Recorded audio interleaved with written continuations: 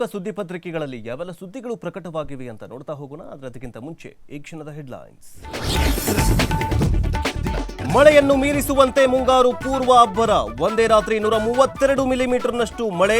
ಬೆಂಗಳೂರಿನ 50 ಬಡಾವಣೆಗಳು ಮುಳುಗಡೆ.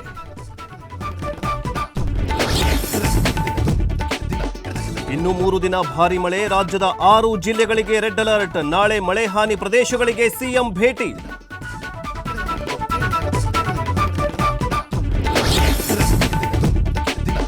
ಗಗನ ವಿರಾಮದಲ್ಲಿ ಅಮೆರಿಕ ಮಧ್ಯಸ್ಥಿಕೆ ಇಲ್ಲ. ತರೂರ್ ಸಂಸದೀಯ ಮಂಡಳಿಗೆ ವಿಕ್ರಮ್ ಮಿಸ್ರಿ ವಿವರಣೆ.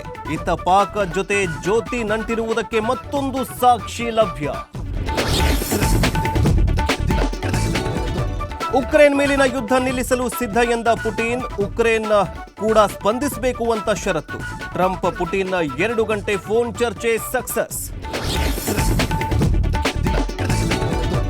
ಬಂದವರಿಗೆಲ್ಲ ಆಶ್ರಯ ನೀಡುವುದಕ್ಕೆ ಭಾರತ ಧರ್ಮಶಾಲೆಯಲ್ಲ. 140 ಕೋಟಿ ಜನರಿಂದಾಗಿ ನಮಗೆ ಸಂಕಷ್ಟ ಇದೆ.